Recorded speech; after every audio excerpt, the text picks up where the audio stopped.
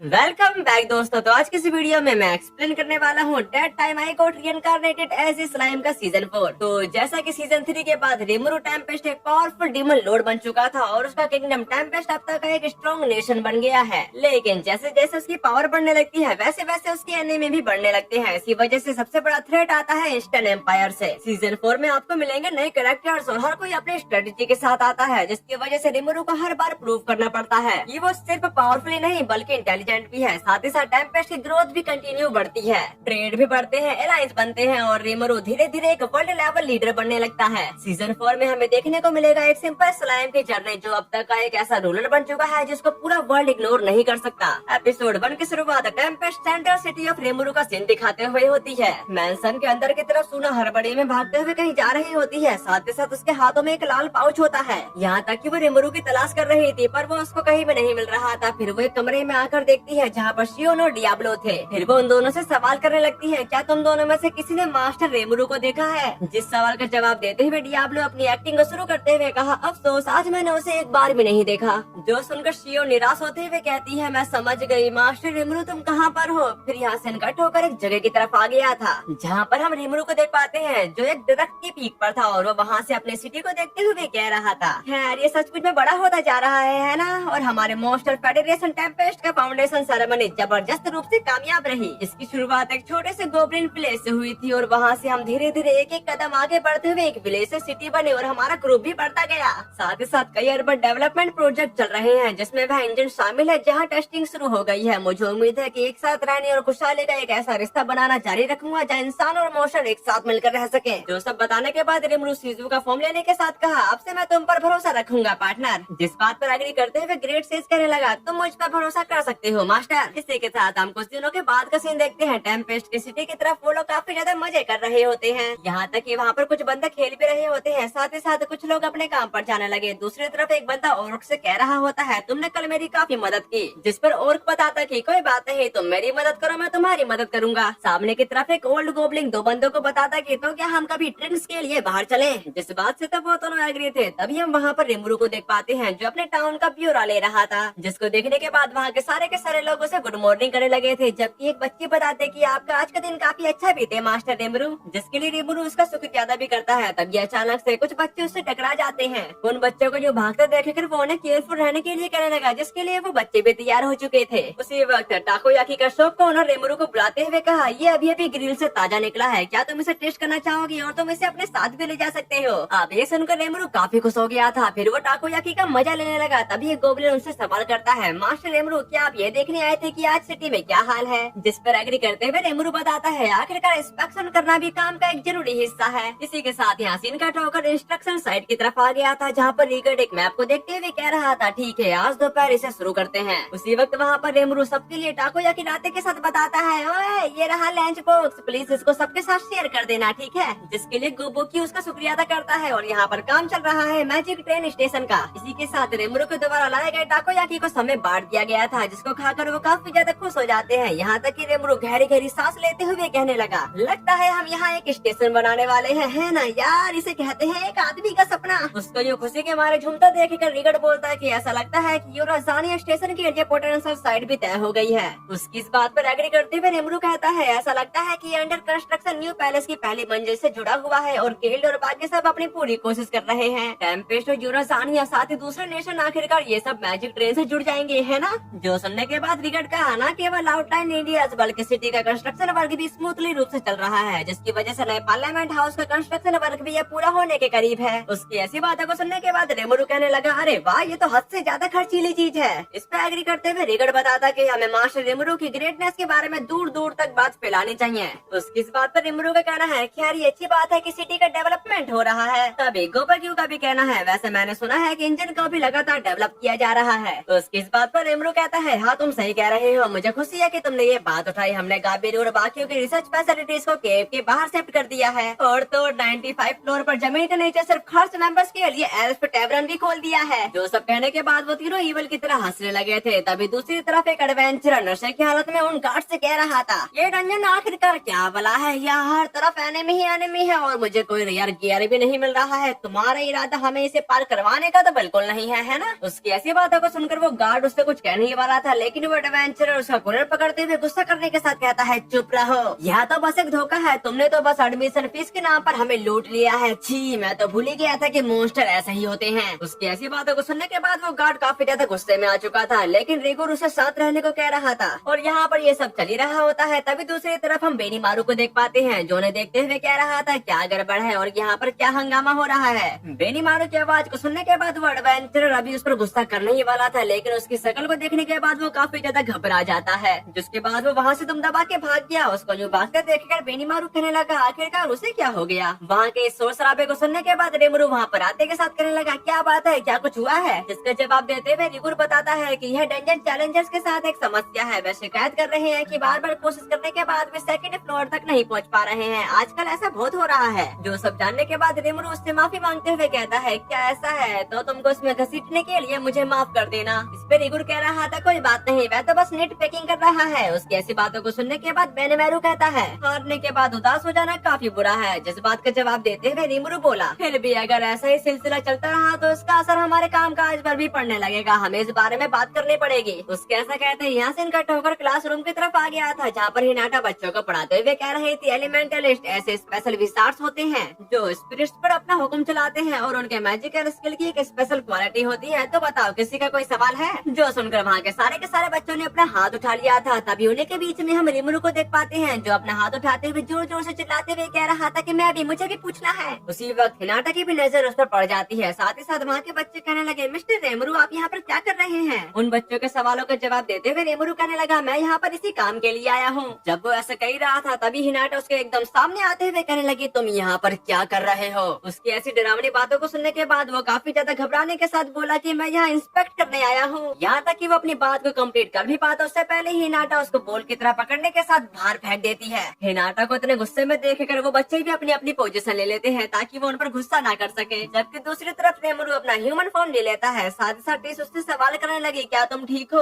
उसकी इस बात पर रेमरू बताता कि बड़ी अफसोस की बात है, सच कहूँ तो मैं भी मिस हिनाटा से पढ़ना पसंद करूंगा। उसकी ऐसी बातों को सुनकर टिस क्लासरूम का सीन देखते हुए कह रही थी वे बच्चे सचमुच में काफी ज्यादा लॉयल हैं और मिस हिनाटा की बात मानते हैं। मुझे ये बात सच में काफी अच्छी लगी कि उन्होंने अपने बिजी शेड्यूल में से समय निकाला। जिसके जवाब पर रिमरू कहने लगा हिनाटा स्पिरिट्स को संभालने में माहिर है, इसलिए वह उनके लिए एकदम सही टीचर होगी। हालांकि मैंने कभी सोचा नहीं था कि वह इसके लिए सच में मान जाएगी। ये बात सुनकर टिस कहती है जब से वे बच्चे टेम्पेस्ट के स्कूल में आए हैं तब से ऐसा लगता है कि वह हर दिन सचमुच में काफी मजे कर रहे हैं। साथ ही साथ वे क्लास के सभी के साथ काफी जल्दी घुल मिल गए। जो सब जानने के बाद रेमरू इस पर एग्री करते हुए अपने मन में कहने लगा तुम सही कह रही हो। और तो अब जब मुझे पक्का यकीन है कि यूकी ही गुनहगार है तो मैं उन्हें किसी भी हाल में एग्रासिया किंगडम की देख रेख में नहीं छोड़ सकता। उसके ऐसा कहते ही यासिन कट होकर रेमरू के मैंसन की तरफ आ गया था, जहाँ पर सुना अभी भी रेमरू की तलाश कर रही होती है। पर रेमरू तो उसके साइड से निकल गया पर उसका भनक तक नहीं लगी। यहाँ तक कि रेमरू को एक स्मेल आने लगती है। अगली सीन में हम देखते हैं जहाँ पर शियोन के द्वारा बनाई गई चाय को डियाब्लो ने पी लिया था, जिसकी वजह से वो बीमारी हालत में कहने लगा बीमार होने पर ऐसा महसूस होता है, यह सचमुच काफी दिलचस्प है। उसकी ऐसी बातों को सुनकर शियोन उस पर गुस्सा करने के साथ कहने लगे दिलचस्प बकवास, तुम्हें क्या लगता है अपनी ऐसी पैथेटिक हालत के साथ तुम मास्टर रेमरू के दूसरे सेक्रेटरी बनने के लायक भी हो। ये सब सुनने के बाद डियाब्लो से सवाल करता है इसके बजाय क्या तुम सचमुच में इसे परोसने पर तुली हुई हो। जिस बात पर शियोन पूरी तरह से एग्री थी तभी वहाँ पर एकदम से रेमरू आ गया, जिसको देखने के साथ शियोन ने वो चाय तुरंत छुपा ली। पर इस पर रेमरू का ध्यान नहीं गया था। यहाँ तक कि वो उससे सवाल करने लगा तुम यहाँ पर क्या कर रहे हो। उसकी ऐसी बातों को सुनकर डियाब्लो स्टाइल मारते हुए कहा अरे मास्टर रेमरू असल में मुझे एक काफी कीमती एक्सपीरियंस मिला है। और वो अपनी बातों को कंप्लीट कर भी पाता उससे पहले शियोन उसकी बातों को काटते हुए हड़बड़ी में कहने लगी वो क्या है ना मास्टर रेमरू, बात बस इतनी सी है कि असल में। तभी डियाब्लो उसको साइड में करते हुए बताता कि वैसे लेडी सुना आपको ढूंढ रही थी मास्टर रेमरू, पर मुझे लगता है कि आप दोनों की मुलाकात पहले ही हो चुकी है। तभी हम यहाँ पर देखते हैं जहाँ पर सुना ने रेमरू को ढूंढ लिया था। फिर वो उसके करीब आते हुए कहने लगी मुझे खुशी है तो आखिरकार आप यहाँ पर आ ही गए। उसकी ऐसी बातों को सुनकर रेमरू परेशान होते हुए कहा क्या कुछ हुआ है, और इसी बात से सुना भी परेशान हो चुकी थी।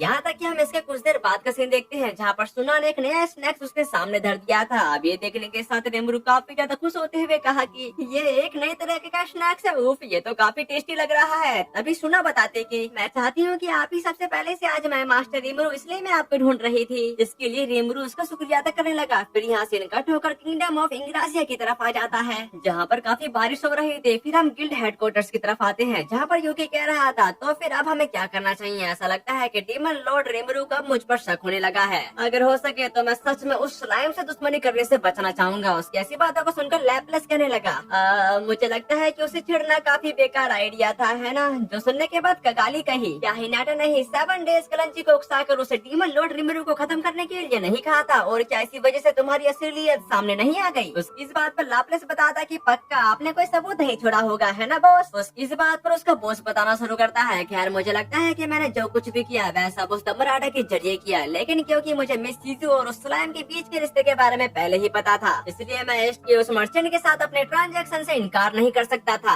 आखिर यहाँ तक कि जो कागज का मैं इस्तेमाल करता हूँ वह भी एम्पायर से ही बना होता है, और इतने सारे एडवेंचर्स वाले किसी गिल के लिए यह सोचना ही अनरियल होगा, और ये दावा करना कि हमारा उनसे कोई लेना देना नहीं है। उनकी तरफ से सारे सर्कमस्टेंशियल प्रूफ लगभग पूरी तरह से मौजूद है। जो सब जानने के बाद गगाली कहती कि तो फिर क्या हमें प्लानिंग में बदलाव करना चाहिए, क्योंकि आप पर शक किया जा रहा है, इसलिए आप चीजों को जैसे है वैसे तो नहीं रहने दे सकते। उसकी इस बात पर यूकी बताता कि यह सच नहीं है, मुझे लगता है कि चीजों को जैसे वे है वैसे ही रहने देना ठीक है। हमें बस उन्हें ये सोचने पर मजबूर करना है कि अब दुश्मनी रखने की कोई जरूरत नहीं है, खासकर तब जब उनकी डंजन मैनेजमेंट टीम ने खुद हमसे कॉन्टेक्ट करके हमारी मदद मांगी हो। वैसे जाहिर है वह चाहते हैं कि गिल्ड इसे प्रमोट करे, जिसमें रिकॉर्ड सिस्टम भी शामिल है। उसकी ऐसी बातों को सुनकर लाप्लेस परेशान होने के साथ कहता कि सच में ये काफी ज्यादा शक करने वाली बात है। यहाँ तक कि टीयर भी बोला यह तो पक्का जाल है। उन दोनों की ऐसी बातों को सुनने के बाद यूकी का कहना है, खैर मैं सोच रहा हूँ, ऐसा लग रहा था कि यह प्रपोजल पूरी तरह से कॉस्ट बेनिफिट के अप्रोच पर आधारित था। खैर जरूरी कदम को उठाते हुए हमें इस हालात पर नजर बनाए रखनी चाहिए, क्योंकि हमारी अपनी एम्बिशन के खातिर भी यह जरूरी है। उसकी ऐसी बातों को सुनकर वहाँ के सारे यूकी की बातों से इम्प्रेस हो चुके थे, जबकि यूकी कह रहा था मैंने अभी तक वेस्टर्न डोमिनेशन को नहीं छोड़ा है। फिर यहाँ सीन कट होकर मेंशन की तरफ आ गया था, जहाँ पर रिमरू उस स्नैक्स को खाते हुए काफी मजे कर रहा था। वहीं दूसरी तरफ वेंडोरा को इतना ज्यादा पसंद आ जाता है कि वो काफी जल्दी में खाने लगा, जबकि रेमरी भी उसका टेस्ट लेते हुए कह रही थी ये सच में मेरी आंखों में आंसू ला रहा है। ये बात सुनकर रेमरू शूना की तारीफें करते हुए कहा, एक बार फिर से तुम्हारी स्किल बेहतर हो गई है शूना। तभी मासामू ने सवाल करने लगा, हम यहाँ पर तो मीटिंग करने के लिए आए थे, है ना। ये सुनकर तो रेमरू उसके बारे में भूल ही गया था। फिर हम 100 फ्लोर अंडरग्राउंड कॉन्फ्रेंस रूम का सीन देखते हैं, जहाँ पर रेमरू उन सभी को समझा रहा होता है। खैर अब जब डंजन टेस्ट खत्म हो चुका है तो हमारी पहली ऑपरेशन मीटिंग का समय आ गया है। सच कहूँ तो यह पूरी तरह से एक तबाही है। साथ ही साथ सिटी में शिकायतें मिलने के बाद मैंने इस बात को फिर से कंफर्म किया, लेकिन चैलेंजर्स का क्लियरिंग लेवल काफी कम है। बिना किसी काउंटर मैनेजर के वे फर्स्ट फ्लोर पर पूरी तरह से खो जाते हैं, लालच में अंधे होकर। और तो रेफ रैंक के मोस्टर भी उन्हें पलक झपकते ही ढेर कर देते हैं। उनमें से कुछ तो इतनी ज्यादा भूख लगने की वजह से हार मान लेते हैं। अगर यही हाल रहा तो मुझे शक है कि कोई भी चैलेंजर 10th फ्लोर तक पहुंच भी पाएगा या नहीं। सच कहूँ तो ये डंजन मैनेजमेंट के लिए क्राइसिस की सिचुएशन है। रेमरू की ऐसी बातों को सुनने के बाद वेंडोरा सामने की तरफ आते हुए कहने लगा, लगता है मेरे सामने आने का समय आ ही गया। तभी मियोमाइल का कहना है, मुझे लगता है कि इसका एक रीजन यह भी है कि अभी भी काफी सारे नए लोग हैं। जिस पर एग्री करते हुए रेमरू बता रहा था, मुझे लगता है कि इसे कैसे क्लियर करें इस पर कुछ हिंट्स मददगार हो सकते हैं। और मुझे लगता है कि मेरे से एक मिस्टेक हो गई है। असल में इस बंदे का नाम मासामू ने नहीं मासायुकी है। फिर वो कहा, उस सिचुएशन में स्ट्रेटेजी पर एक कोर्स ऑर्गेनाइज करने के बारे में क्या ख्याल है। पर वो वेंडोरा का चेहरा देखने के बाद घबराते हुए कहने लगा, अरे बीच में दखल देने के लिए माफ करना, बस ऐसा लगा कि यह एक ऐसा टॉपिक है जिसमें मैं मदद कर सकता हूँ, इसलिए मैं खुद को रोक नहीं पाया। अब ये सुनने के साथ रेमरू कहता है, नहीं नहीं बेझिझक तुम कुछ भी कह सकते हो। और एग्जाम्पल के लिए किस तरह का कोर्स। जिस बात का जवाब देते हुए यूकी बोला, यह किसी वीडियो गेम के ट्यूटोरियल जैसा है, जिसकी वजह से यह आपको फाइट और ट्रैप का एक्सपीरियंस करने का मौका देता है, ठीक किसी हर्डल रेस की तरह। उसकी ऐसी बातों को सुनकर रेमरू इम्प्रेस हो चुका था, इसलिए वो और कुछ पूछता है, जिस पर मासायुकी बताता कि और क्या हो सकता है, हर फ्लोर पर पब्लिक हाउस और रेस्टोरेंट हो तो अच्छा रहेगा। साथ ही साथ मुझे काफी दिक्कत हो रही है क्योंकि डंजन में कहीं भी टॉयलेट नहीं है, और डिस्पोजेबल सेफ पॉइंट जैसी चीजें भी। साथ ही उन मोस्टर से मिलने वाले आइटम ड्रॉप्स के बारे में क्या ख्याल है जिन्हें तुम हराते हो। मासायुकी की ऐसी बातों को सुनने के बाद वो दोनों अमेज होते हुए कह रहे थे, ये तो इंटरेस्टिंग लग रहा है, ऐसे में मुझे लगता है कि मैं इसे कर सकता हूँ। दूसरी तरफ रेमरू बोलता है कि ठीक है, तो फिर तुम्हारी जॉब पक्की। लगता है मैं थोड़ा ज्यादा ही सख्त हो गया था, इसलिए हमारे ऑब्जर्वर मासायुकी को मेरा सलाम। जो सुनकर मासायुकी कहता है, नहीं यह तो बिल्कुल कुछ भी नहीं है। उसकी इस बात पर रेमरू बताता कि तुम क्या कह रहे हो, क्योंकि हम दोनों ही बड़े गेमर हैं, इसलिए मुझे खुशी है कि तुम यहाँ पर आ गए। जब रेमरू ऐसा कह रहा था तभी वेंडोरा एकदम उसके करीब आते हुए बोला, अरे लड़के, क्या तुमने कहा था कि तुम्हारा नाम मासायुकी है? तुम्हें पता है तुम में सचमुच काफी काबिलियत है, जिसके लिए मासायुकी की उसका शुक्रिया अदा करने लगा। तभी रेमरू सामने की तरफ आते हुए कहने लगे, बिल्कुल सही, रेमरू जैसे अदर वर्ल्डर से यही उम्मीद थी। पर मासायोकी उन दोनों को अपने सामने देखकर काफी ज्यादा कंफ्यूज था, क्योंकि वो इन दोनों के बारे में कुछ भी नहीं जानता। इसलिए रेमरू बताना शुरू करता है, अरे अब याद आया, मैंने अभी तक इनका इंट्रोडक्शन तो कराया ही नहीं था, है ना। ये मेरा सबसे अच्छा दोस्त बेल्डोरा है, साथ ही ये 100 फ्लोर का इंचार्ज भी है। बेल्डोरा का नाम सुनकर मासायोकी के पसीने छूटने लगे, जबकि रेमरू रेमरी के बारे में बताने लगा। यह रामरेस है, वह फेरी जिसने इस डंजन को बनाया है और जो ऑक्टाग्राम के मेंबर में से एक है। गाइस मेरे को ना माफ कर देना, क्योंकि मेरे को ऐसा लगता है कि मैं काफी ज्यादा मिस्टेक्स कर रहा हूँ। ऐसा इसलिए है क्योंकि मैंने इस एनीमे को काफी पहले देखा था, इसी वजह से मिस्टेक्स हो रही हैं, माफ कर देना। उसकी ऐसी बातों को सुनकर मासायोकी के तो होश ही उड़ चुके थे। साथ ही वो कहा है, क्या चल रहा है यहाँ पर, एक स्टॉर्म ड्रैगन और एक डीमन लॉर्ड, मैं तो मर ही जाऊंगा। और जब वो अपने ख्यालों की दुनिया में खोया ही हुआ था, तभी रामरेस सामने की तरफ आते हुए कहने लगे, अगर तुम चाहो तो मैं तुम्हें अपना सबॉर्डिनेट भी बना सकती हूँ। ये बात सुनकर मियोमेल कहता है कि देखने से ऐसा लगता है कि लेडी रामरेस लॉर्ड मासायोकी अभी काफी ज्यादा मुसीबत में है। दूसरी तरफ रेमरू का कहना है, खैर मुझे लगता है कि ऐसा ही होता है, इसलिए मुझे इसके लिए माफ कर देना। तभी एकदम से मियोमेल कहने लगा, लॉर्ड मासायोकी का शुक्रिया, हमने कुछ बेहतरीन सुधार किए हैं, लेकिन क्या मैं अपनी ओर से एक और सुझाव दे सकता हूँ। फिर हम इसके कुछ देर बाद का सीन देखते हैं, जहाँ पर एक पोस्टर कोने कोने में लगा दिया गया था। यहाँ तक कि एक बंदा जोर जोर से चिल्लाते हुए कह रहा था, डीमन लॉर्ड रेमरू की ओर से एक चैलेंज। और तो सब लोग सुनो, मुझे अभी अभी एक जबरदस्त खबर मिली है। जो कोई भी डंजन के 50 फ्लोर को पार कर लेगा, उसे हर महीने बोनस के तौर पर एक स्टीलर गोल्ड कॉइन मिलेगा। हर बॉस मॉन्स्टर को हराने पर भी इनाम मिलेगा। और तो और जो कोई भी सबसे बॉटम फ्लोर को पार कर लेगा, उसे 100 स्टीलर मिलेंगे। इसे देखो, कहा जा रहा है कि तुम्हें 100 स्टीलर मिल सकते हैं। तभी एक बंदा उस पोस्टर को देखने के बाद कहता है कि क्या तुमको सच में लगता है कि तुम इस चीज की नकल कर सकते हो। फिर हम यहाँ पर देखते हैं, जहाँ पर कुछ नोबल्स उस पोस्टर को देखते हुए कह रहे थे, लगता है इसने काफी ज्यादा खर्चा किया है। जबकि दूसरी तरफ वो दोनों एडवेंचरर बोले, चलो टेम्पेस्ट चलते हैं। इसी के साथ टेम्पेस्ट के अंदर काफी सारे एडवेंचरर्स आने लगते हैं, जिनको देखते हुए रेमरू कहा, लगता है इसके बारे में काफी चर्चा हुई है। वहीं पर मासायोकी उस पोस्टर को देखने के साथ कहा, सबसे बॉटम फ्लोर जीतने वाले को 100 स्टीलर, तो आखिरकार तुम सच में सीरियस थे। ये बात सुनकर मियोमेल कहता कि आखिरकार हमारा निशान एक नोबल है, जो एम्पायर का काम करता है और एडवेंचरर को ऑर्डर देता है। इसी वजह से हम यहाँ कोई कटौती नहीं बरत सकते। इसके अलावा सबसे बॉटम फ्लोर की हिफाजत तो लॉर्ड बेल्डोरा कर रहे हैं। उसकी ऐसी बातों को सुनकर बेल्डोरा फ्लेक्स मारते हुए जोर जोर से हंसने के साथ कह रहा था, मैं 100 रूप से ऐसा कोई भी नहीं है जो मुझे हरा सके, क्योंकि मैं ग्रेट ड्रैगन रेस का क्रिएचर हूँ। जबकि रेमरू बोला, तो इसका कोई मौका नहीं है ना। इस बात से तो मियोमेल भी पूरी तरह से एग्री था। जो सब कहने के बाद वो इवल की तरह हंसने लगते हैं। तभी एकदम से रेमरू मासायोकी से कहने लगा, और इसलिए मैं तुम पर भरोसा कर रहा हूँ मासायोकी। हमें सच में जरूरत है कि टीम लाइट स्पीड हमारी पहचान बने और जबरदस्त धूम मचा दे। उसकी इस बात पर मियोमेल बताता कि आखिरकार हीरो की प्रमोशनल पावर सचमुच में जबरदस्त है। और मुझे कहना ही पड़ेगा कि लॉर्ड मासायोकी के कारनामों को अपनी आंखों से देखना एक असली दावत जैसा होगा, जिसके लिए आखिर में मासायोकी भी तैयार हो चुका था। फिर हम इसके कुछ देर बाद का सीन देखते हैं, जहाँ पर डियाब्लो ने रेमरू को एक चाय सर्व कर दी थी, और ये चाय किसी और ने नहीं बल्कि शियोन ने बनाई है। साथ ही साथ रेमरू कुछ पढ़ते हुए कह रहा था, पब्लिक हाउस की बिक्री बढ़ गई है, इसी वजह से अगर डंजन में और ज्यादा रौनक आती है तो इसका सिटी पर भी काफी अच्छा असर पड़ना चाहिए। इस पर एग्री करते हुए डियाब्लो का कहना है, मुझे लगता है कि सब कुछ ठीक वैसा ही हुआ जैसा आपने प्लान किया था मास्टर रेमरू।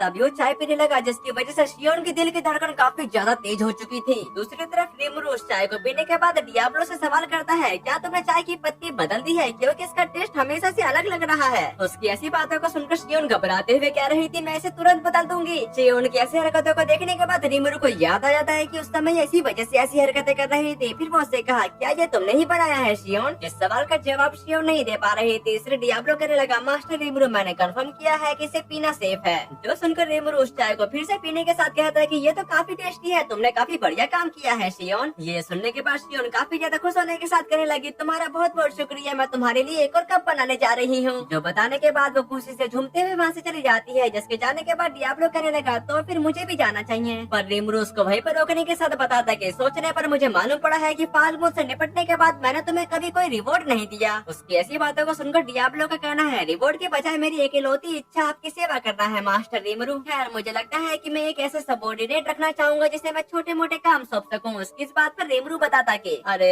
मुझे लगता है कि यह एक तरह से बुरा लगता है जब एक पावरफुल डीमन को चाय परोसने पड़ती है। जो सुनकर डियाब्लो कहता नहीं, बिल्कुल भी नहीं मास्टर रेमरू, का ख्याल रखना ही मेरा सबसे बड़ा फर्ज है। मेरा मतलब यह है कि ह्यूमन नेशन को तबाह करने जैसी छोटी मोटी बातों के लिए अगर आप मेरी जगह अपने सबॉर्डिनेट्स को जिम्मेदारी सौंप दे तो मैं हमेशा आपके साथ रहूंगा मास्टर रेमरू। वैसे अगर आप परमिशन दे तो मैं एक ओल्ड एक्विंटेंसेस को अपने साथ जोड़ने के बारे में सोच रहा था। साथ ही ऐसे में मैं चाहूंगा कि आप उसके रहने के लिए एक फिजिकल बॉडी तैयार कर दो। उसकी इस बात पर रेमरू बताता कि क्या वैसी डोल ठीक रहेगी जैसे मैंने बैरनेटा को दी थी, जिस पर डियाब्लो पूरी तरह से एग्री था। जो सुनकर रेमरू खुश होने के साथ कहता है कि मैं सब कुछ तैयार कर लूंगा, इसलिए बस ये मेक श्योर करो कि वापसी के रास्ते में तुमको चोट ना लगे। ये बात सुनकर डियाब्लो कहता है कि मैं समझता हूँ और मेरा दिल टूट रहा है, लेकिन प्लीज मुझे कुछ देर के लिए अपने पास से दूर जाने की इजाजत दे। ठीक है, तो अब मैं चलता हूँ। उसके वहाँ से चले जाने के बाद रेमरू सुए से कहने लगा कि ड्यूक म्यूजिक के आसपास कुछ एबनॉर्मल हुआ है, जिस पर सुए उसको बता देता है कि अभी तक कोई भी हलचल नहीं हुई है। जो सुनकर रेमरू का कहना है उस पर नजर रखो और पता लगाओ कि इसके पीछे कौन है। इसी के साथ ही हासिन इकट्ठा होकर किंगडम ऑफ सेल्ट्रोसो की तरफ आ गया था, जहाँ पर मारिया बेल मैप के ऊपर रखे प्यादों को गिराते हुए कह रही थी,